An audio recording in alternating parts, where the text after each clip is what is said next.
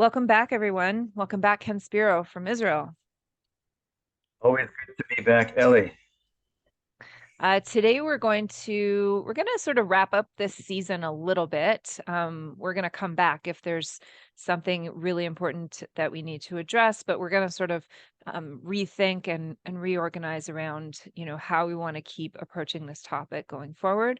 But we want to wrap up with this sort of really important deep dive. We want to ask two, I think, important questions that are mainly left out of the narrative, the wider social media narrative, which is number one, what if Israel loses? What if Israel is wiped off the map? What does that look like? And number two, what are the broader global implications of this war in general, both in the Middle East and to the rest of the world? We are starting to see all kinds of this ideology of Hamas spill out into the streets across the world. So we want to understand a little bit more, what are the implications of what's happening in Israel for the rest of us in the diaspora? And I think that's what we're going to dig in today. So where do we begin?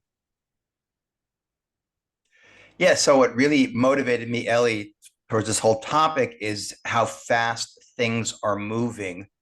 I mean, the October 7th attack, precisely because Israel is behaving with such abundance of caution and in a way that no army has ever behaved, and arguably was the most difficult tactical, war in history of a large guerrilla terrorist force that has literally spent billions of dollars embedding itself underground and arming itself and using its civilian population as human shields while targeting the civilians of Israel. And this is all happening in kind of real time in front of the world stage. And because it's taken so long, because Israel is going so cautiously and so carefully, because the IDF, the Israeli army, just behaves in a way that's unprecedented, despite the narrative that it's committing genocide, even though we really suck at genocide. Because if you're talking about eliminating an entire group of people, we could have certainly killed a heck of a lot more people than have actually been killed. That's taking even the grossly exaggerated Palestinian, Hamas health ministry statistics in place. Mm-hmm. Which But now because have Israel's finally been debunked by the New York Times yeah, to but say people that are they're still throwing actually them out totally there. inaccurate. Right. Heads of government, they're still, the president of the United States is still quoting these numbers. They're Mm-hmm. not saying these numbers are, even though half of them are probably, fighters, because it has taken so long for Israel to accomplish. You think about it, Israel beat three Arab armies and tripled its territory in 6 days. And from June 5th, 1967, with the start of the Six-Day War. And now Yeah. we're at 6 months fighting a guerrilla force, a small, much far smaller arm we haven't even won yet. Right. But because of it's taken a long time because of what's changed since 1967 with the internet, with real time, and with all of these platforms that you can get your information or your lies off of, or you could just see it Mm-hmm. happening.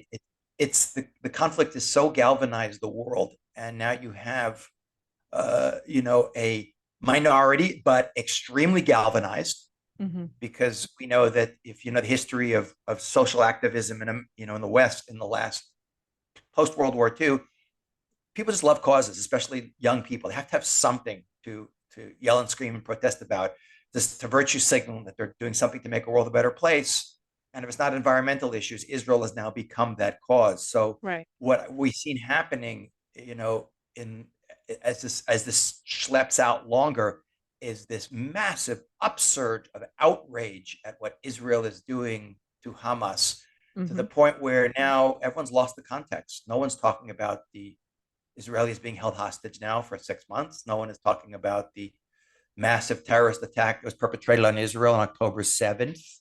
Now it's all about the starving Palestinian population, the genocide that's going on, and it's reaching a fevered pitch that's really scary. You see Mm-hmm. governments in the West that are changing their tune, Mm-hmm. that are siding with the International Criminal Court against Israel, that are calling for arms embargoes against Israel when it faces strategic threats from not just Hamas, but also from Hezbollah and Iran and proxies and the Houthis. It's just it's just mind blowing. So and then you see it's supposed to be in a few days. I think it's going to be on the 15th. It's supposed to Hmm. be like this Global International blockade. Day of Right. Global Blockade of Commerce to call attention to what is being played out as like the worst humanitarian disaster in modern history. Right, which is just So, absolute garbage because if you look at what happened to the Palestinians in Syria, you're missing the point absolutely. Hundreds of thousands of people were killed. And, Assad dropped chemical weapons on his own people. Nobody did a global blockade for that. right, right. And what's going on, there's so many humanitarian disasters going on in the world and starvation, even the distortion of, how much food is going in. I mean, I'm getting so many statistics, but from what I understand, they have enough food stockpile for them for a year now. And if you see Right. the videos that are being sent out, they're just like grabbing all this food like truckloads, and there's a giant marketplace. You don't see, if any remembers going back, no one remembers, it's decades ago, like Hmm. Bangladesh in the Hmm. 1970s, literally skeletons of people, of children starved. You do not see any of that, but you have people screaming about millions of people literally, facing food insecurity. Right. There's hundreds of trucks a day going in. They're opening up a port. It's so many unprecedented things. The narrative is so distorted, and the outrage has become so great, and it's skewering. Especially the scariest part, Ellie, is what's going on because it's a election year in the United States, Hmm. and you see how, for instance, like Joe Biden is playing up to the hard left, which is very much on the side of Hamas Hmm. in like in Michigan and and Minnesota, and he's where he was very unequivocal in his, he was very clear at the beginning October 7th, about supporting Israel.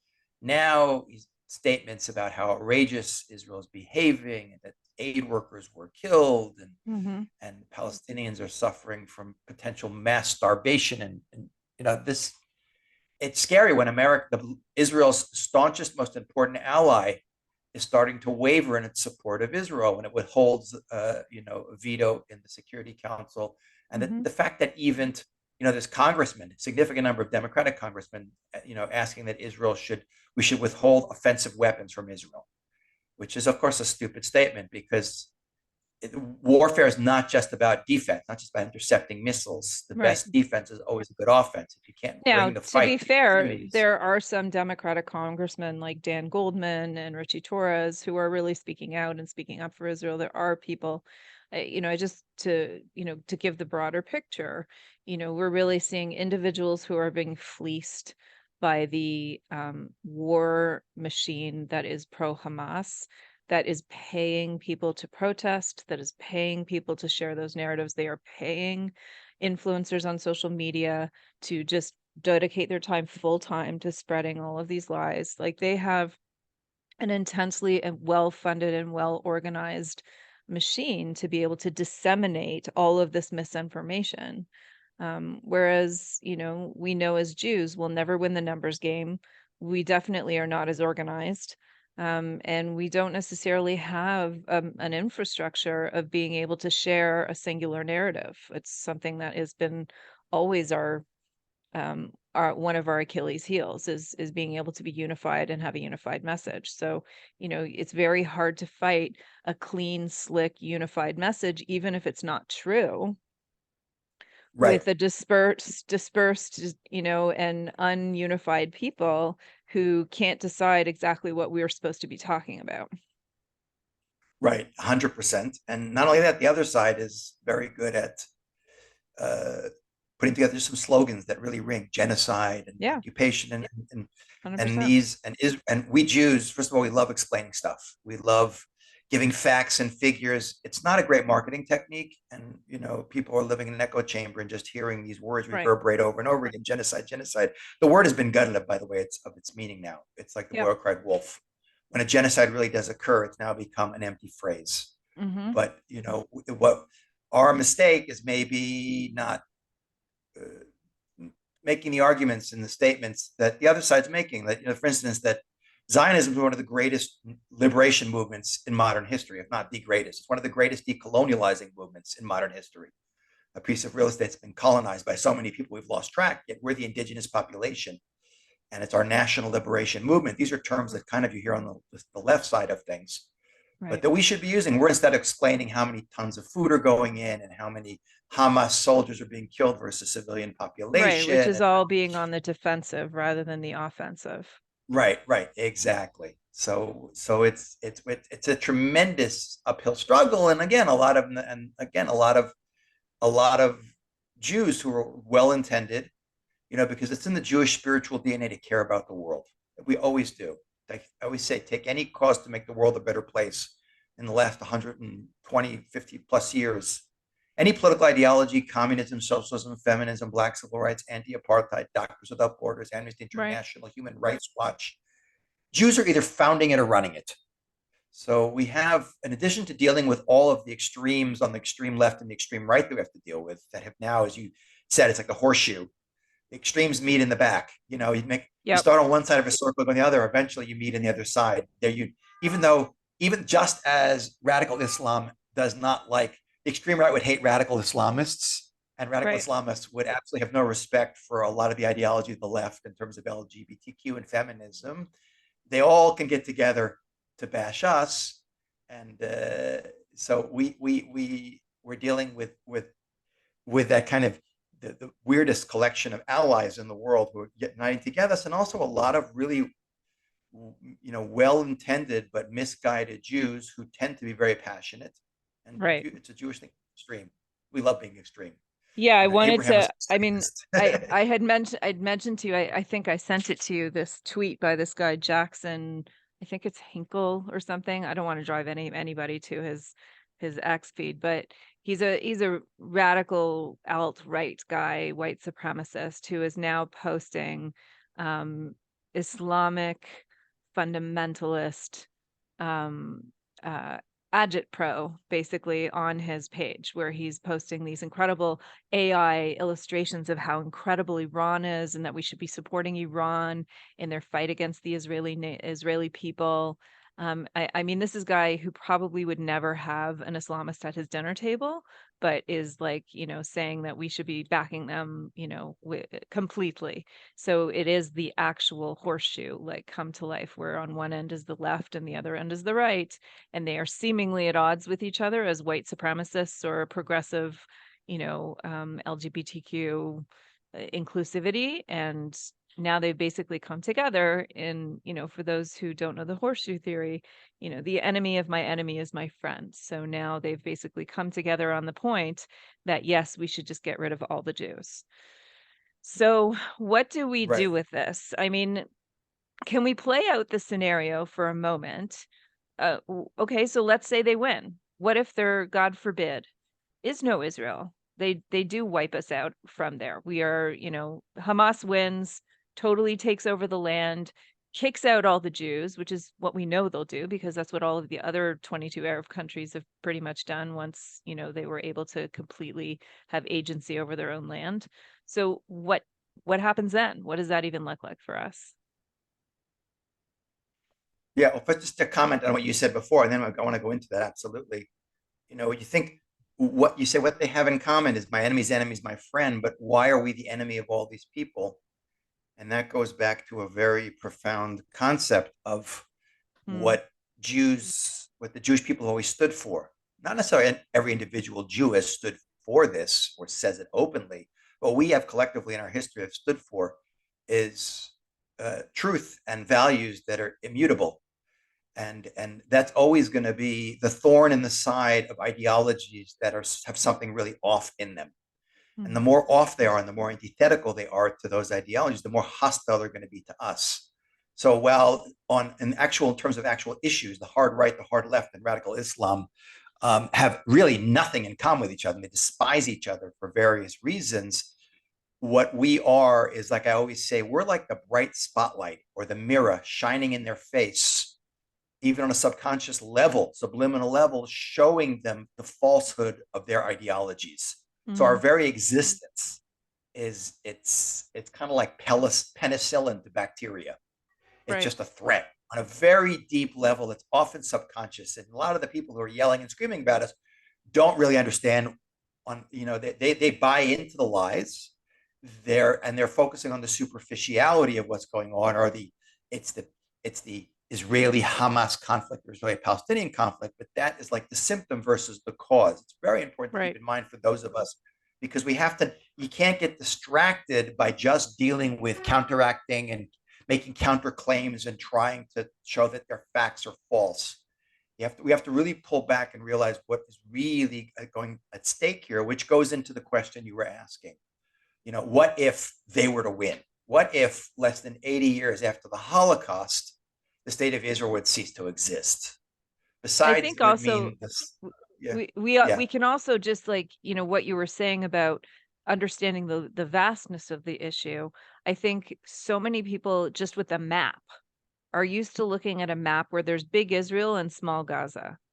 But if you actually scroll out, you zoom out to what the map actually looks like, you're seeing all of these Arab countries and then small Israel.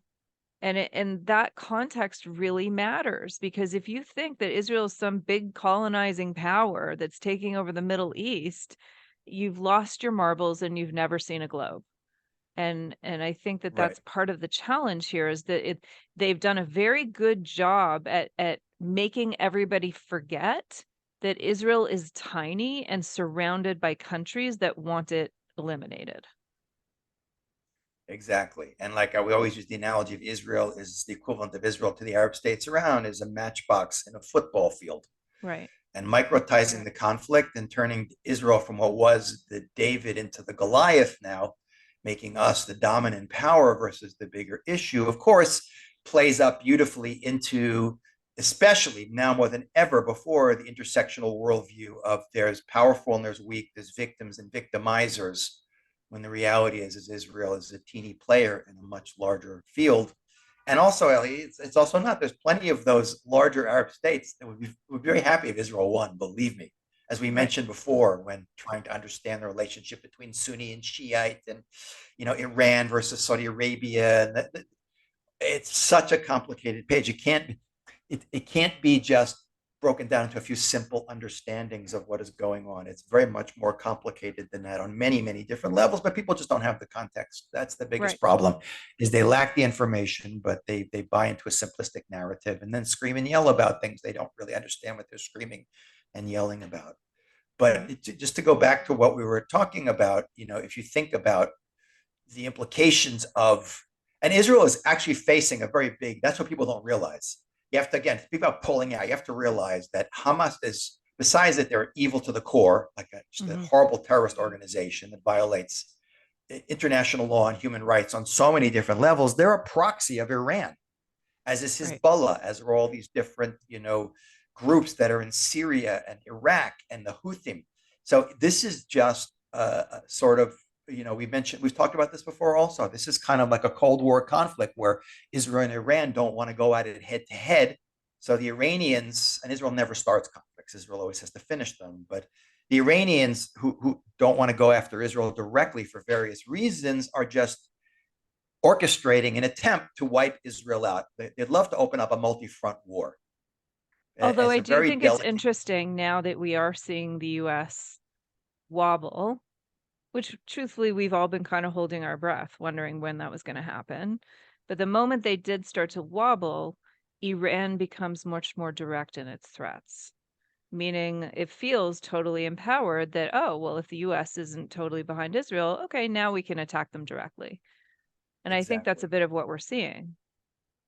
Exactly. There's no question, especially, we also talked about all these things in the past, but in the Middle East, especially the Arab cultural mentality is power is very important, that you demonstrate your strength over someone else, and that offering things up is a sign of weakness. And the reason why, for instance, Iran is getting much more belligerent and openly aggressive, not just with Israel, but with the West in general, with what's going on in, with the Houthim attacking shipping and trying, basically trying to choke off the Suez Canal, which is a very important trade route, is a realization that the West is not being clear, especially the United States, and strong and coming at it full force, because that's what you have to come at. In the Arab Islamic world, you have to come at it with full force, and you have to stand behind Israel 100%. And this is precisely the worst scenario for Israel, what's going on today, where Western liberal democracies, that Israel is the only one of which in the Middle East, the only real Right. functioning Western liberal democracy, that its own those countries that should ideologically be its strongest allies in Western Europe and especially the United States are equivocating and backing out and starting to talk about we're not going to, and even siding with our enemies against us. It's like they're just chomping at the bit. The Iranians are like, wow, and Hamas is like, wow, we don't have to make any deals with Israel. We'll just hold out until we let the United States tell Israel that it's over with. You're done. Yep. You can't. You're going to end this war, regardless of whether you win or not. It's Right. finished. And like again, they win.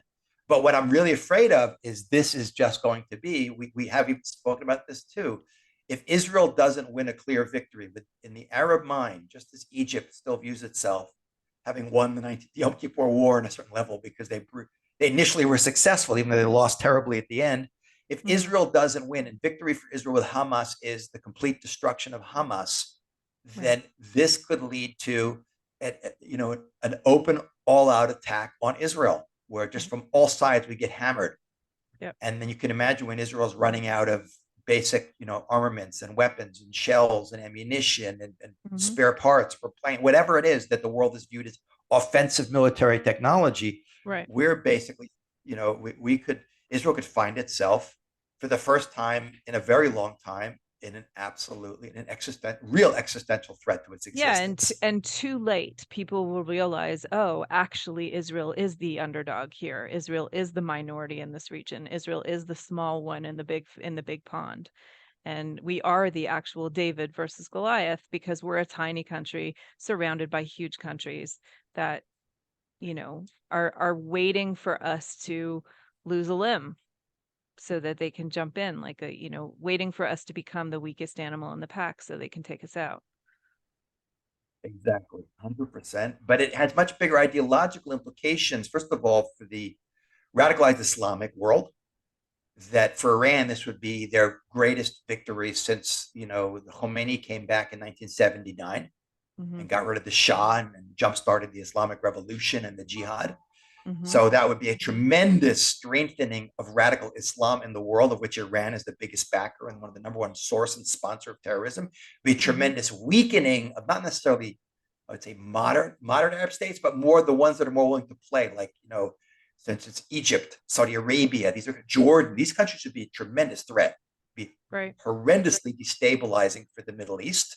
It would be viewed as an incredible ideological victory because these are people who believe that, they believe, as Jews do, that God runs the world, and in their case, Allah is granting them a huge victory, and that the West is basically shooting itself in the foot. But it also, Ellie, we got to pull back and realize that really what we created a coalition of basically Western liberal democracy against a bunch of rogue states that have one thing in common: A, they hate the West, they hate especially America, and B, they're not democracies. Right. Some of them have economies that are more open than others. Like Russia is not it's not communist anymore, but it's a totalitarian state. China is communist, but you can still make billions if you want. You have Iran, you have North Korea, you have a lot of other smaller players, but they've sort of formed a coalition, and this is what people really need to see. Like you can't say this enough, that Israel is, as all other issues aside of Islamic relationship with Judaism and the history of the Middle East and the Israel-Palestinian conflict, this is bottom line a struggle between Western liberal democracy, a certain way of life, a certain value system, a certain political economic system, and everyone else who's not in that system, who hates that system and are very expansionist. They're not defensive. They're on the offense. And you can see. When you just to explain, Yeah. so when you say expansionist, what that means is, say, for instance, Russia, China, Iran, North Korea, many of these places, if they could, would be empirical in mind, meaning they would take over all of the surrounding countries that are close to them. Their mindset is might is right. And if we can take over as much territory as possible, it is our right, it is our God-given right to have that territory. I mean, in China, maybe not so much because they're communist and, kill you basically if you believe in God. But other than that, like where you can basically push as far as your army can go. So it's kind of the Roman Empire idea of life. Yeah, yeah, and it's not, they might justify it with God, and some don't, because again, communist China is not. But you have to appreciate that the ancient world was all about, which was, these are all, the ancient world is monarchies and all totalitarian regimes of some sort or another in ancient form. Um, but it was all about expansion. And by the way, one of the main ways that totalitarian regimes stay in power is always through being, they have to maintain a state of War and external fear. threat to explain why. It's a way of galvanizing your people to focus on the external enemy, not what's going wrong within the state. It's a way of distracting people, and Israel is a great scapegoat for that, and the West has always been a great scapegoat. We're threatened by this, we're threatened by that. So that is, it's more like the world kind of reverting back to the way it was the strong eat the weak.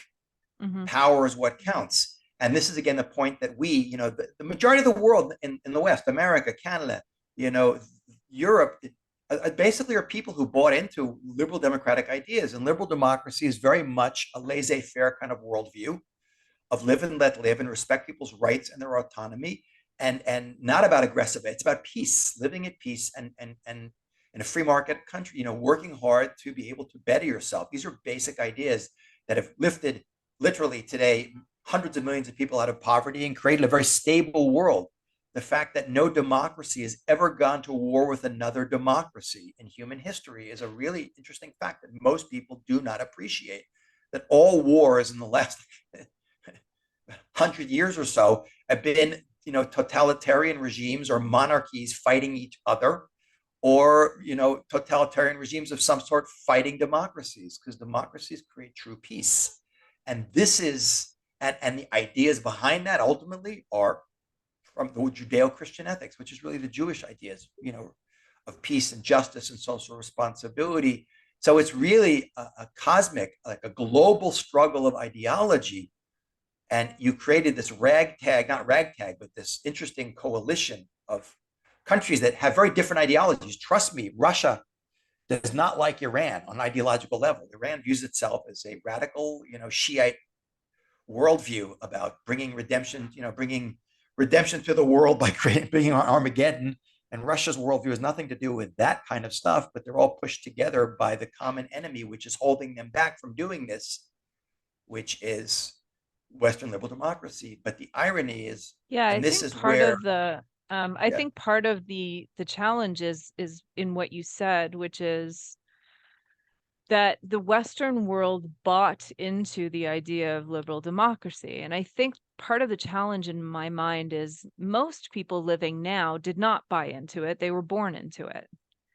And I think there's a really different attitude from when you have to fight for freedoms and rights than when you're born into them. And we see this with kids, for instance, of people who are wealthy, right? The wealthy parents know how to make money and fight for it and do the work. And kids who are born into wealth don't necessarily have those skills, don't necessarily appreciate what it took to get them. They know how to spend, not how to make.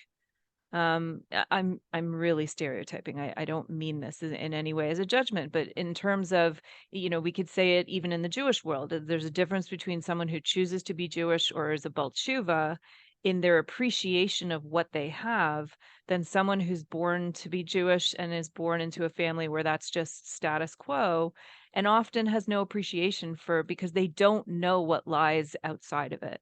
And I really think that the Western world has completely lost the plot, that they have no idea that the rest of the world does not think like a liberal democracy.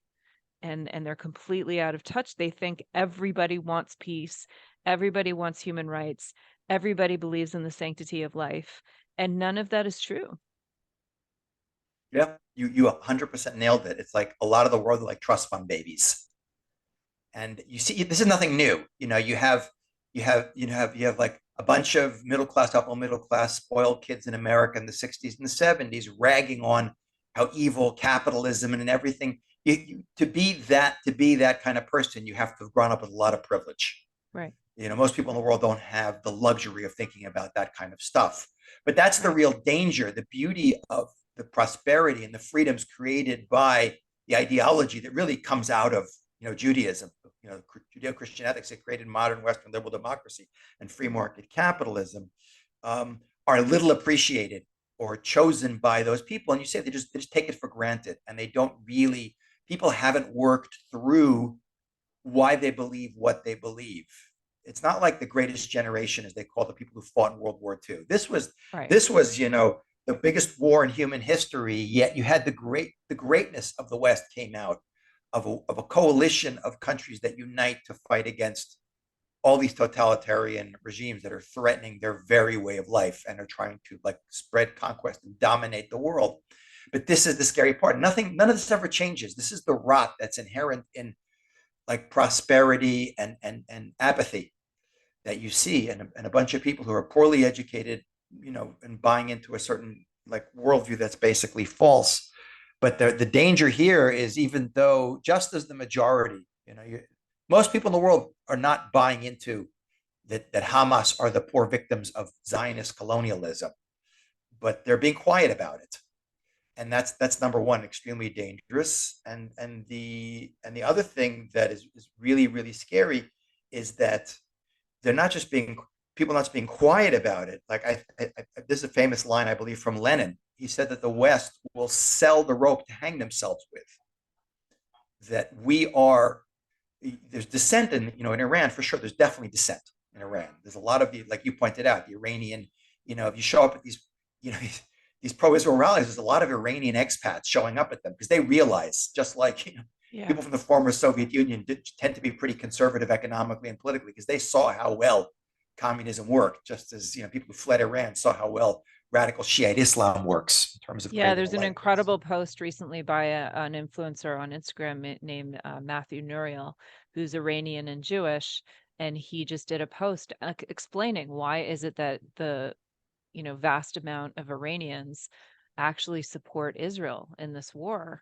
And it's because he said the bottom line is they understand what it means to be taken over by a totalitarian radical Islamist regime. And they believe that that is what is happening with Israel, by Hamas. And they staunchly show up at all the Israel rallies and support the Israeli people because they understand what Israel is actually up against, rather than the insane narrative that Hamas is somehow the good guy.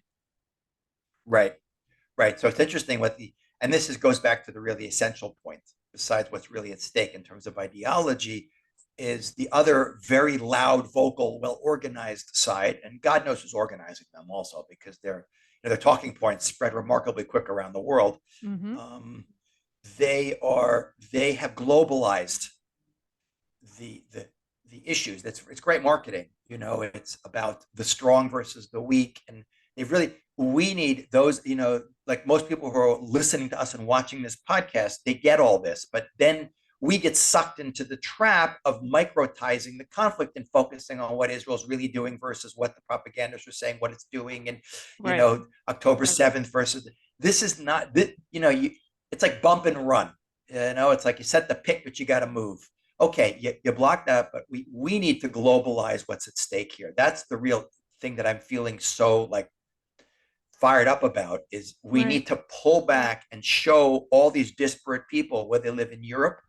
That doesn't mean they have to be politically right or religious, but what's really at stake in terms of values and lifestyle. This is a struggle over, two worldviews, like radical, dangerous ideologies, many of which are totalitarian, intolerant, and violent and expansionist, versus a worldview that is based on freedom and prosperity and autonomy and truth and certain values that are with the foundational values of what's created the modern Western world of today. That is what's at stake. Why is that Right. important? Because it gives people the broader perspective to not hyper focus on. It just pulls the rug out of underneath the feet of the people who are yelling and screaming about Israel. But then it makes the world see, and this is what anyone who's listening to this has to be able to explain to anyone who's not listening to this, the consequences on the deepest level of if Israel were to lose this conflict. It would be the biggest boon for ideologies that are antithetical to what is the way of the Western lifestyle. It would be a Yeah. disaster. I think it's something that people don't play out enough. Like, okay, what would that actually look like, boots on the ground? Let's say Hamas wins, right? Let's say the whole world ends up being against Israel. Hamas wins, Hezbollah comes in, the Houthis come in, Iran comes in. Basically, God forbid, God forbid, God forbid any of this should happen. But let's just play it out for people because they don't understand that's what they're pushing for. What they're saying is ceasefire so that Israel stops fighting, which means Hamas keeps launching rockets because that's what it's continued to do the entire time. And Hezbollah, Iran, and the Houthis are not going to abide by any ceasefire. So basically, you're asking Israel to put down their arms so that the rest of the armies can basically come in and take over. So what will that look like? It seems to me, based on what Gaza and the West Bank look like, parts of the West Bank, or other Arab countries, that would mean no more Jews in the Middle East. Is that correct, or is that alarmist? Yeah, that's first of all, I mean, God forbid a million times in theory Right, that Israel were to fall, like literally right. would Chas lose v'shalom, because of chas all v'shalom. conflict, countries they're supporting us, stop supporting us. Israel is attacked from all sides and whittled down by relentless missiles and invasions and terrorist attacks, and everyone jumps in on us. Well, first of all, it would mean, God forbid, a million billion times. It would mean the death of more Jews than died in the Holocaust. What happened on October 7th would happen. These are not people, they don't want a two-state solution. They want a one-state solution. And now you Right, hear people openly calling for not just, like, let's leave Hamas alone in Gaza. No, it's undoing, it's from the river to the sea. That has become the right, mantra that Israel is illegitimate, must be destroyed. And it right. Which doesn't is a mean, one-state solution run by the Palestinians under right, with just, and Palestinian just as the rule, Arab, which is an Islamic regime. yeah, and just as the Arab world ethnically cleansed itself of Jews who thankfully between 1948 and 1967, that, about 800,000 Jews who were living in the Middle East. By the way, most of them in parts way before Islam ever came to those places. Jews had been in Iraq before, the Arabs got to Iraq. It was Mhm. Babylon. It wasn't Arab back then, Right. 2,500 years ago. Just the Middle East would be ethnically cleansed of its Jews, which means that those Jews who couldn't flee would be slaughtered. It would be a massive slaughter. But then what would that unleash? Let's say, okay, besides the complete destruction, and then they go to do what they always do, which is just loot and destroy everything. It's not like it would be Right. like everything would be in ruins. Like what you see happening in parts of Gaza would be the entire state of Israel, just everything destroyed. And And then the what you would then see, the reason we say that is because there's precedents. For instance, when yeah, they've Israel done it pulled out every of time. Gaza in 2005, leaving them with hundreds of incredibly beautiful and productive hothouses and farms that could have fed the entire population, instead of using those farms and those hothouses that were given to them basically and handed over in the Israeli pullout of 2005, they basically leveled them. They destroyed them completely. So the idea that they would just keep the infrastructure that Israel's built and all move in there, is there's no basis for that idea. The Jewish quarter in May 28th, 1948 was looted and burnt to the ground and left in ruins for 19 years. And look what happened to the communities around Be'eri and Gaza, places around Gaza. Just loot and burn everything. But then what would happen after the wild orgy of blood and destruction and looting? Then the entire Middle East would explode in a massive war. You would just have, now that Israel's gone, it's like now everyone's got to get their aggression out. It's always say, what would Europe be like without football? You could have these kind of tribal games where everyone yells and screams and gets their tension out. You'd have a massive Sunni Shiite war going on with Iran going after, that would be unbelievable. Huge, huge, huge, which would get out of control very rapidly. You'd Meaning have Iran internecine going fights, not just, after Saudi Arabia, for oh yeah, instance? Iran would just let loose on all of the Sunni countries, especially countries like Saudi Arabia. All these countries, the wealthy Gulf states, would all fall because these are countries that don't have a lot of people, but they have a Mm-hmm. lot of wealth. You know, Mm-hmm. this would of course have massive implications because of the oil and Right. the location, the Suez Canal, everything like that. You'd have the complete meltdown in the Middle East. But not only that, you will probably see that this alliance that's been formed now, which is, of course, you see, not only lining up against the West, but lining up against Israel. It's like you see the countries that Israel had a kind of interesting relationship with, like China and Russia, have already moved away from Israel. Mhm. They're using their votes in the Security Council against Israel. They're coming out more and more hostile to Israel, as Israel's being, at least they perceive that Israel is the frontline state in the struggle. It's one of America's allies. They perceive it, so they're pulling away. But all these countries would then make moves in their own areas. Right. Like you China see into China, Taiwan. which may do it anyway, even without that, making a move Right. on top. They see how weak America has been in the last few years. Right. They're pulling out of Afghanistan. They're just like talk, but doing nothing. Russia in the Ukraine, and God knows where else they try and expand into, Right. because they see that it's like everything. It would just mean a massive destabilization of of of the world. It would cause a ripple effect of huge economic collapse. The energy market would be like basically destroyed. It's mind blowing. And you could even see, by the way, in European countries where there's small but extremely vocal and violent Muslim populations, in places like France, where the police won't even enter parts of the city of Paris because it's so dangerous. You could see open. You have them calling. You could see videos in America, people calling for. They're screaming in Globalize Arabic, the "Death to Intifada. America." Right. Death to America, globalize the Intifada. And they would, you could just see violence exploding everywhere. And ironically, of course, then they would, once the smoke cleared, then the radical Islamists would go after the LGBT community, and then the alt right would go after the Islamists. And then the destabilization of what's at stake is so big. And this is why really we have to pull back and see it has much more to do with just, Palestinians, Hamas, Israel. No, And just to this be is, like, just to play devil's yeah. advocate for a second, like, are we overstating in any way the linchpin that Israel is in that part of the world? Like, is there any way that we could be blowing it all out of proportion? Just we're not trying to fearmonger. We're just trying to understand, like, this is remember what's next. And we're trying to like look back in order to look forward. And I just want to make sure, because look, some people will listen to this and be like, "Oh, they're just blowing it out of proportion. It'll be fine. There'll be a two-state solution. Everything will be good. They'll all just settle down eventually and play like the good kids that they are."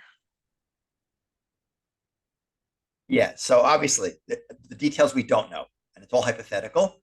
But based on what we've seen in the world and how the world is moving, it's extremely realistic situation that is taking place. The fact that, as always, the majority of the world doesn't want war; it wants peace. Most of the European countries, liberal democracies in the world today, are not siding with radical ideologies and supporting Hamas and its war against Israel, but they're disunified. They're not they're not basically packaging the message the way it should Mhm. be. They're all jumping on the microtizing of the conflict as a human rights issue and not seeing what's really at stake here. So it could be that even though the majority of the world has its act together, a minority. One thing we see in history, whether it's in battles or leadership, well Mhm. organized, disciplined minority Yeah. that's got a vision of what it wants to do and is on the march could overpower a much larger disunified force Right. of And people. quickly become So the it's the weak, majority. Right. right? It's the softness, the weakness of the West, and basically, and like Lenin, selling the rope to hang themselves with. Let's be the useful idiots and scream and yell and support an ideology antithetical to us and undermine Right. the very way of life that has given us exactly the ability to yell and scream and do whatever we like in a level of freedom that would not be tolerated in any of the countries that we are supporting. Not in Russia, not in communist China, not in Iran. Would the Yeah. radical left of America be supported? Would the LGBTQ community be supported? Or allowed to These march in these the streets for anything at all without being shot yeah, at, yeah. There won't killed, be or any pride huh. rallies, and won't be any pride rallies in Iran or in Right. Gaza or any feminist movement there. Right. So it's not look. We don't know the details, but it's very very scary when and we and there's no question that if America has this has been the American century since the end of World War I. America's been emerging, and especially into World War II.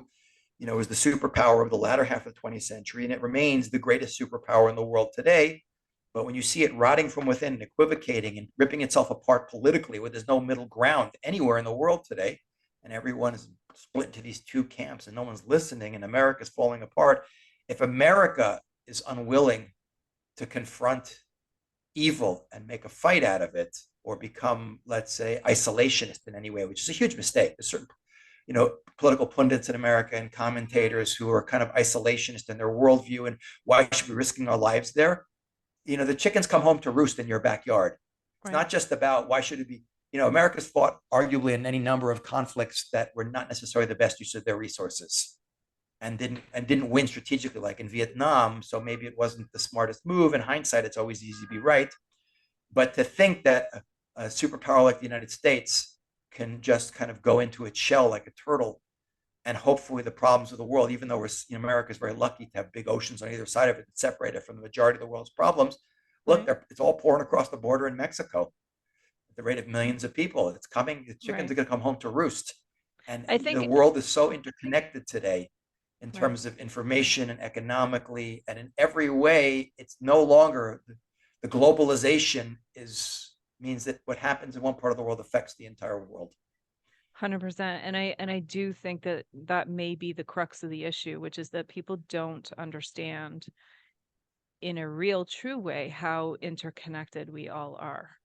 In terms of, if you ignore something in your house that's broken, right? Eventually you'll get a flood or an electricity or a fire, or, like if you ignore something in your body that isn't working well, eventually, God forbid, you'll start getting more and more symptoms. And really the world works in the same way. Like you think, what's the big deal? It's just over there. And I think that the pro Hamas side has mobilized that interconnectivity. I remember years ago, I actually saw Clinton speak. And, for all our issues with Clinton, somebody asked him because it was the year 2000, like, what do you think is the biggest deal? Like, we had the Industrial Revolution, we had this revolution. Like, what do you think the revolution is of this particular era? And I think he was pretty right on, because he was like, it could be genetics, it could be this, but he said, I really think it's the global interconnectivity that we are experiencing on a level that we never have before, where a person in Texas could press a button and blow up a bomb in Liberia. That is just unprecedented, and we don't yet know how that's going to play out. And I think, we're in a world where people think they're more individual and separated from each other than ever, but we're actually more connected than ever, and we don't really understand the implications of that.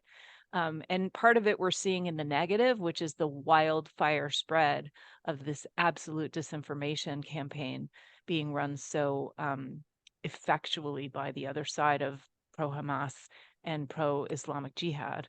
And I think as the Western world, we're so comfortable in our little bubbles that we don't understand how connected the world is yet. We're still a little bit out of it.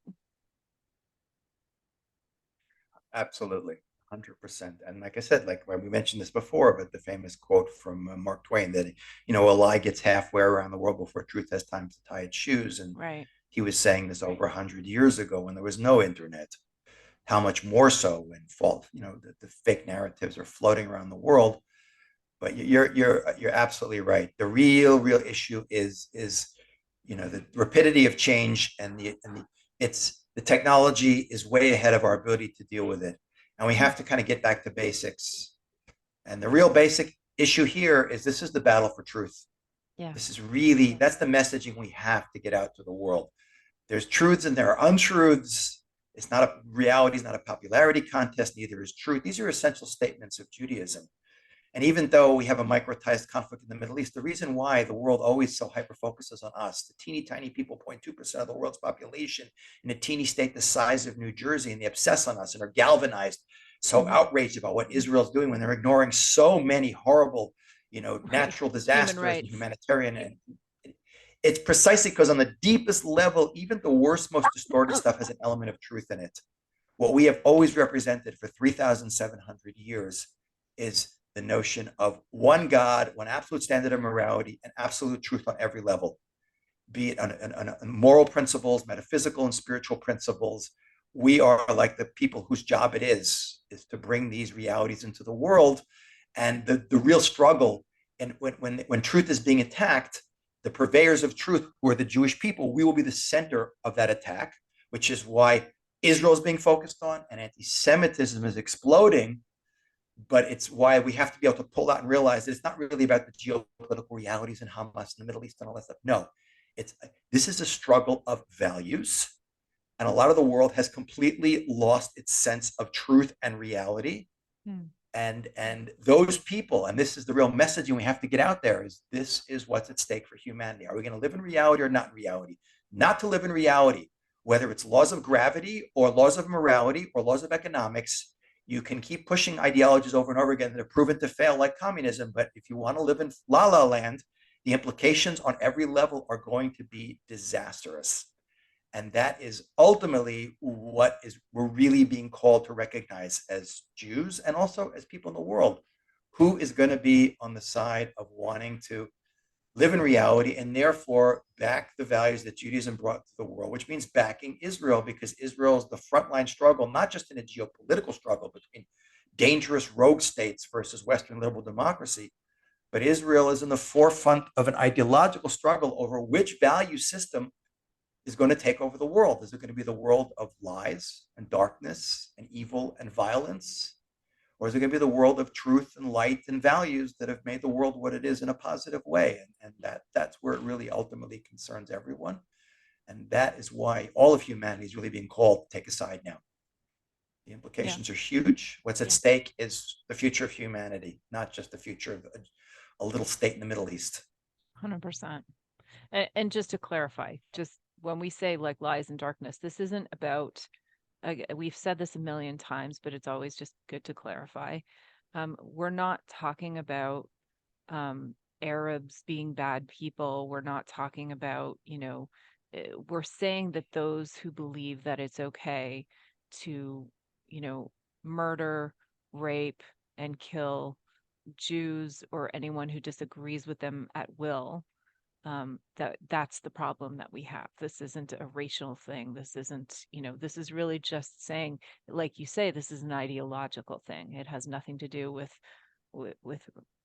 saying any particular people are just, bad people. We're just kind of clarifying that.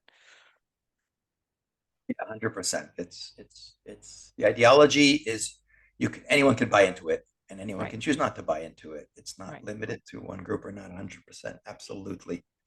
But yeah, absolutely. This is like that old Chinese curse. May you live in interesting times. We're living in a big inflection point in human history. 100%. Absolutely. And as always, 100%. The Jews are 100%. going to be, and the Jewish state is going to be in the center of it. And what and how people, how they choose to view it and what side they choose to take, it says a lot about how they view the world and where they want the world to go. So so maybe what we should do is we'll wrap up. We are heading, at the time that we're recording this, eventually in the next couple of weeks, into Passover. So because you're also Rabbi Ken Spiro, is there a blessing or an idea that you'll give us to go into Passover with so that we can hold these very interesting times that we're in, not just in a historical perspective, not just in an ideological perspective, but also in a spiritual perspective as Jews? Sure. What do we have to keep on the table? Sure. So I think the main thing, Passover is called the holiday of freedom. It's really the holiday of free will on the deepest level. It's the most, every holiday has a spiritual energy and we're supposed to tap into and grow. The most godlike thing human beings have is free will and choice. And we've talked about a lot of that today. What are you going to choose? You're going to choose to live in reality and truth, even if it's painful and you have to change. But we have to, as Jews, appreciate that as much as freedom has become such an overriding concept in Western civilization, we thank God for taking us out of Egypt, but he put us in Egypt to turn us from a family into a nation. And he takes us out, not just to give us a passport and an airline ticket and say, here, go shopping and go be free and travel around the world. No, he puts us in to make us a nation, to take us out, to bring us to Mount Sinai, to give us collectively as a people a unique vision of values and wisdom that is supposed to be the light to the world. So when we get to Passover, when we're thanking God for taking us out, it's also super important that we as Jews recognize that we are, as I always say, the God squad. We have a unique mission in this world, and Passover is the time when we should be using the energy implanted in that time of year to get clarity as to what our mission is in this world, to be this unique nation. It's a light to nations that stands for the values that have transformed the world, and to rededicate ourselves to that mission and to shout it out to the world so that we will bring towards us and attract those people to us who share that value with us. And together as a Jewish people and together as mankind, we can all move towards a shared vision of values that are the transformative values that come from the big guy upstairs, that are the values we need to truly make the world on every level a much better and a truly peaceful place. And that is really what the Jewish, worldview is all about. And our vision of messianic redemption is of humanity living together under one value system that benefits everyone, living in peace with justice and brotherhood and social responsibility. And then we get peace for ourselves and the whole world. And we should see that soon by the time this Passover comes in just a few Amen. days. Amen, amen, amen. Beautiful. Thank you so much, Rabbi Ken Spiro. Thank you everyone for listening. We are wishing all of you a good, happy Passover. If you're listening and you celebrate Easter, I think maybe that already happened. I can't keep the calendar straight anymore. But yes, may we have peace soon. And please, again, let us know if you have questions. And you can find all of our information in the liner notes. Thank you everyone for joining us. And God willing, we'll be back soon. Thanks, Ken.